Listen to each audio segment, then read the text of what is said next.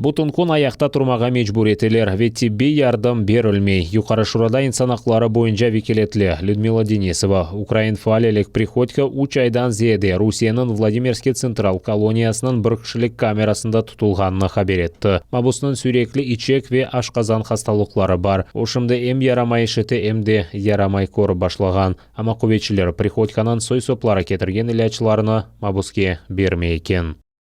Адміністрація в'язниці порушує право на зв'язок із зовнішнім світом, адже за час перебування Олега у Володимирському централі він не отримав жодного листа від рідних. Його кореспонденція теж не потрапляє до родичів, хоча він їм пише щодня. Олега Приходька позбавлено особистих речей, в яких містяться номери телефонів рідних і близьких, тому він не може написати заяву на дзвінок. Звертаюся до уповноваженого з прав людини в Росії Тетяни Москалькової з вимогою захистити права громадян України, а саме сприяти наданню необхідної медичної допомоги та забезпечити право на зв'язок із зовнішнім світом, яке гарантоване пунктом 37 мінімальних стандартних правил поводження з в'язнями. Ишгалжилер Украин фалялик Приходьканы 2019 senesi октябрь ayında Сақ районында tuttu. Оны Сақ шер мемориеті ве Львовтаки Рус консуллығы бинасы патлатылмасынан планлаштырылмасында қабатлап 5 жыл апыз жазасына махкүм етті. Шарқы жебеде бір Украин аскері еляк олғанда 2 арбей яраланған. Луганск вилаетінде ишгалжилер тарафындан майнылар ташланмасы нәтижесінде Король Данило адына 24-ші бригаданың аскері Виталий Павлысько вефат еткен. Бригаданың матбуат қызметінің мәліметіне көре, Львов вилаетінде доғған арбей Украинаны жеңіп башлағанынан берілі қорчалайды. Бірлешкен Құбетлер операциясының штабында білдіргенлеріне көре, яраланған аскерлер хастаханеде болуна, оларының аллары тұрғындыр. Ишгалжилер Новозвановка, Прищепилов, Вегранитна янында 100 грамм калибрлы ағыр майынларны құлланған. Азақ деназы жеварында душман 2 кере пилотсыз учужу алеті вастасынен ВОК-17 гранаталарны ташлаған. Бір пилотсыз учужу алеті ұрып түшірілген. Шарқы жебенің дигер қысмында ишгалжилер граната аты жетірті батлары, құршын аты жетірті батлары ве башқа силяны құлланған. Украина майжилері душманға қаршылық көстерген. Крім того, на Луганщині зафіксовано проліт ворожого безпілотного літального апарату, ймовірно типу Орлан-10, з перетином лінії зіткнення. Українські захисники відкривали вогонь у відповідь, не застосовуючи заборонене мінськими домовленостями озброєння, та змусили противника припинити обстріли. Завдяки зусиллям українських воїнів рубежі наших підрозділів залишилися незмінними. Впродовж поточної доби, 8 листопада, порушень режиму вогню з боку російсько-окупаційних військ не зафіксовано. Ишгал етілген Қырым сакинлеріні иәленің қанунсыз жедвелге алынмасында иштирак етмеге рет еткені үшін құветшілерінің зияретінен қорқыталар. Сақ шерінде яшаған Қырым татарларынан евіне жедвелге алған Хадим Мария Парфенова келді. Босағада оны 13 яшындаки оғлан қаршылаған. Қадын иәлені жедвелге алуф меркезінің алақа малыматыны оңа беріп, ана бабасы меркезге келмесе полис хадимлерінен қайта жағын айтқан. Осмур пек қорққан. Бұндан сон Парфенова башқа евлерге кеткен. Қадын незаретші эміріні еріне кетіргені үшін инсанларнен бойле давранғанны білдірді. Мне мой контролер сказал, что если мы пройдем несколько раз по одному и тому же участку, то значит потом следующий уже участок будем проходить то же самое с контролером и с полицией. То есть так я просто уважаю всех людей, все нации, всех русских и прошу людей связаться со мной. Я сейчас вам не задавал вопрос о нации, это во-первых. Хорошо. И во-вторых, зачем пугать несовершеннолетнего ребенка 13 лет полиции? Мой хороший, я вообще даже не пугала. Я дала мой номер телефона и попросила, если нет взрослых, связаться. Вы не попросили, вы потом пригрозили ему, что придете с полицией.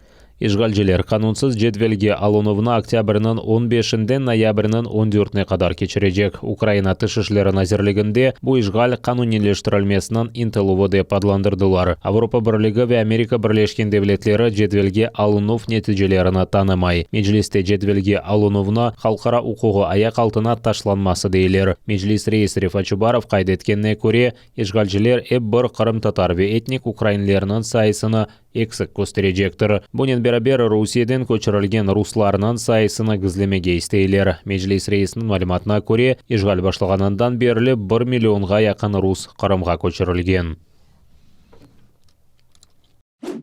Қадеми Қырым татар мезарлығы үстінде фельдшер Эбанай ноқтасы құрылмақта. Бақшысарай районынан Бағатыр көйінде сүргінліктен әвел Қырым татарлар дефін етілген ерде тибби ярдам беру меркезі құрылышы башланды. Бұны ерлі сәкенлер хабар етті. Олар өлгенлерге сайғысызлық япылғаны үшін ачулана. Әвел бұл ерде де құружылық башлатылажақ еді. Де бала мейданчығы тікленмесі планлаштырылайды. Ама сефер ерлі сәкенлер бұл қадеми мезарлық территориясыны құрчалайды.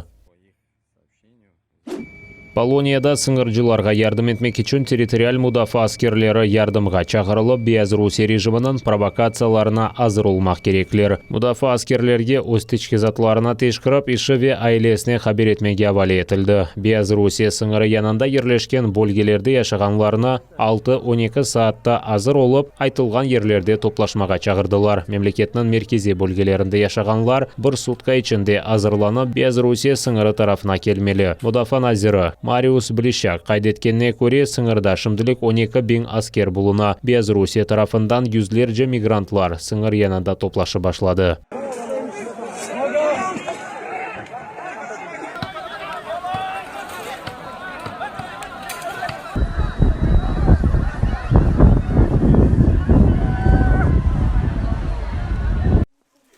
Сыңырда чықарылған кадрларда инсанлар сыңыр бойы Беларусь көбетшілерінің незареті алтында кеткенні көрмек мүмкін. Базы көбетшілер көпеклерінен. Мигрантлар екі девлетінің территориясына бөлген тікенлі телінен Маден қора янында туралар. Анда енді провокацияларда yüz берді. Полония сыңыр қызметінің матбуат кәтібі Ганна Михальска хабар еткенне көре Полония аскерлері Беларусь тарафындан үжім етілген. Тахменлерге көре құршынсыз патронларнен. Сыңырда Беларусь тарафындан атышлар олғанына Литвания сыңыржылары да таздықлай. Яры кечеде Беларусь территориясында олған Шевченко районында 3 атыш олғаны ештілген. Бір сааттан да бір атыш ештілген. Бұндан сон жұма күніне кечер кечесі Литвания Беларусь территориясына 7 сигнал ракета учырған.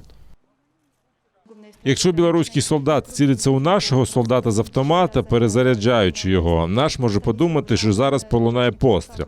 Поки що цього не сталося. У солдатів, які встановлюють загородження на кордоні, кидають петарди, залишають підозрілі пакети. Коли білоруський солдат, який зробив це, швидко втікає, то можна припустити, що відбудеться вибух. З такими ситуаціями ми стикаємось щодня. Авропа бірлігі Беларусь хакимиетіне Лукашенко режиміне қаршы көрсетілген санкциялар үшін интиқам алмаға істеп қанунсыз миграцияға жол бергенінде қабатладылар. Полония тышышлері назирлігі Беларусь мәселелері бойынша муваққат месул Александр Чесновскийні чағырды. Бұндан әвел Арби Урбана келген силалы инсанларының группасы Полония сыңырындан кечті. Полония парламенті Беларусь сыңырында 350 миллион евро фияты олған дивар құрылмасынан планны таздықлады.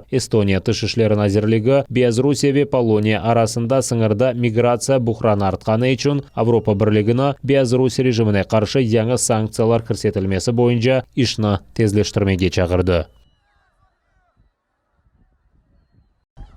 Мигрантлар қолланылмасынан Беларусь Полония сыңырындан кечув бойынша операция Русия махсус қызметшілері тарафындан тапсилатлы шекілде планлаштырылды. Бұны Facebook сайфесінде Межлис рейсі Рифат Чубаров язды. Оғарби девлетлер Москваға қаршы серт тедбірлерге азыр дегіл деп сая. Захід знову і знову демонструє свою неготовність до жорстких заходів, щоб зупинити російську агресію проти вільного світу і змусити Москву дотримуватись норм міжнародного права. Русия жалетілген Қырымда Витязь учақ урар ракета комплекслеріні ерлештірежек. Бұл ава ұжымлерінден қорчалaf үшін тайынленген мобиль учақ увар ракета системаларыдыр. Оны Алмаз Антеядлы концерн Русия ава кайнат құбетлерінің учақ увар ракета ордулары үшін ішлеп шығарды. Бұл комплекслерінің ерлештірілмесі қында Женебе Арби Болге ордуларының команданы Александр Дворников білдірді. Болгенің силясы арасында Триумф учақ увар ракета системалары ве Панцирь С учақ увар ракета топ комплекслеридер. Рус ишгалчыларынын флоту Кара деңизде фааллешти. Адмирал Эссен адлы Русиянын Кара деңиз флотунун фрегаты рус кемелери булунган жерине шартлы душмандын авиациясы ужумундан корчуламага талимлер кечирди. Талимлердин эфсанесине көрө Кара деңиз флотунун идаре меркези душман учаклары ишгал этилген Кырым йөнелишинде учканы акканда маалыматын алды. Нишанлар кемелер силалануунун идаре этүү системалары вастасынын электрон шекилде таклит этилди. Айны вакытта Америка Бирлешкен Девлетлери ve НАТО иттифакдашларына Русиянын Кара деңизде устун олмасы раатсызлай. Кырымдын ишгалинден соң Русия ярымадага деңиз нишанларына ялыдан ура билген чок земаневи силаны кечирип, Кырымны ось арби базасына чебирди. Керек болса ишгалчыларга каршылык көстөрмек үчүн 4 Америка арби кемесинде кубетлик компьютер ve радарларны кулланган эйлештирилген силаны идаре ve контроль этүү системасы тикленип коюлду. Романияда Кара деңизде телекөзсүзлүкнү кефалет этмеге турыша. О 2024 сенесине кадар Naval Strike Missile ракеталарын алмага сөз берди. Бу ракета учуш вактында учак-убарга каршы аракетлерни япа ve ракетаны зарарлаштырмага жол бермеген радиоэлектрон манеларны ярата биле. Украина Türkiye'ге Байрактар пилотсыз учуу алетлери үчүн көчүрүүчүлөрүнө теслим этежек. Укроборонпром ширкетинин эркенна кирген Прогресс адлы Запорожье машина куруучу конструктор бюросу Моторсит ширкетине $7 миллион көчүрүүчүлөр сымарлады. Бу акта Прозора системасында хабар этили. Айны бөлек көчүрүүчүлөр Түркияда япылган Байрактар акынчы истихбарат ve ужумчу пилотсыз учуу алетлеринде колланыла. Келечек сененин сонуна кадар Моторсит ширкети Прогресске көчүрүүчү деталлерин теслим этмели. Британиясынын фиаты $236 000 тешкил эти. Матбуат васталары билдиргенине көрө бу экинчи контракттыр. Биринчи контракт боюнча Прогресс Байрактар ширкетине 20 көчүрүүчүнү теслим этти. Эвел Украинанын Түркияде элчиси Василь Бондар кайд эткенине көрө, бир кач айдан Украинада Байрактар пилотсыз учуу алетлеринин иштеп чыгарылмасы башталачак. Онун сөздөрүнө көрө, алетлерни бутунлей Украинада жыяжаклар. Оларны эм Украина арби кубетлери ала биле, оларны эмде чет эл девлетлерине сатмак мүмкүн болажак. Байрактарлар сынаулар дебамында Русия тарафынан ишгал этилген Кырымда кулланылган Панцер-С адлы ракета комплекслерини жок этүү боюнча семереле чалышканын көстөрдү. Айленд шеклине айытда эки катер Америка Бирлешкен Девлетлеринен Украинага жол алды. Украинада Америка Бирлешкен Девлетлеринин элчилигинде билдиргенлерине көрө, уларына Мэриленд штатындаки Балтимор шээринде наклият кемесине жүклеп Одессага алып кетирелер. Фастов ve Сума деп адландырылган катерлер Украина арби деңиз кубетлерине берилежек. Bundan соң Украина арби деңиз кубетлеринде умумен алганда Айленд классына айыт 4 кеме болажак. Бу кемелерден там кыйметли дивизионну шеклендирмек мүмкүн. Два американські патрульні катери класу Айленд вирушили з Балтімора, штат Мериленд, до Одеси.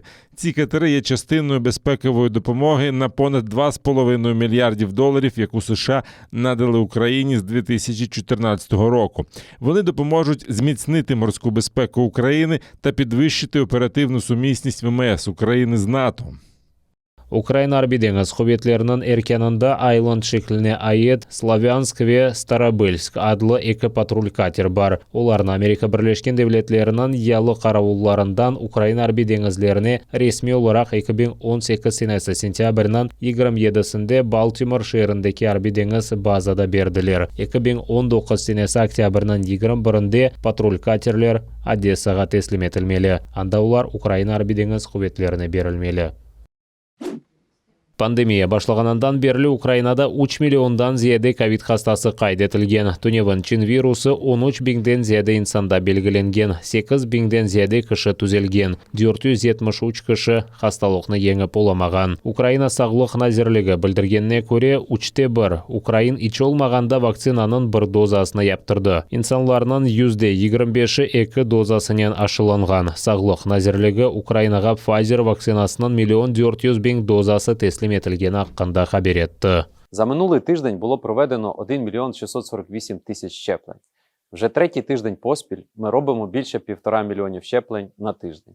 Айны вақытта Украинада ковидке қаршы ашыланмаға мечбур олған, ама рет еткен ішчілеріні вазифелерден бошаты башладылар. Сөз ижрайы акимиет ерлі девлет мемуриетлері тасил мойселерінің қызметчілері аққында үрсетілі. Базар ертесі күнне қадар бұл мойселерінің қадимлері ичі олмағанда вакцинанын бір дозасыны яптырмақ керек еді. Бұны япмағанлар ашыланмағанжа іштен шығарылды. Фақат Лешко қайдеткенне көре, бұл қайды ашыланмамаға себебі бар олғанларға айдды келдір. Працівники вказаних організацій, які станом на 8 листопада 2021 року не матимуть хоча б одного щеплення проти COVID-19, будуть відсторонені від роботи без збереження заробітної плати до моменту отримання щеплення. Важливо, що не можуть бути відстороненими від роботи працівники, які мають протипоказання до вакцинації, та надали відповідний медичний висновок, виданий закладом охорони здоров'я. Ишгалжилер, Ақиярда козогыне алынса, Қырымда 1143 инсанда ковидны белгіледі. Уммен алғанда 26 кіші хасталық ағрылашмасы нәтижесінде вефат еткен. Ақиярда 163 бош ятақ қалған. Қырым хастаханелерінің %90-ы толыдыр. Ковид хасталарынан сайысы артса да, Ишгалжилер акимиеті октябрінің 30-дан башлап ноябрінің 7-сіне қадар девам еткен ратлық күнлеріні ұзатмайып, туристлер үшін ПЛР тестлерве QR кодларыны ләғу етті. Бүгінден башлап бұл весиқаларыны көстермейіп мұсафырханелерде ерлешмек мүмкін.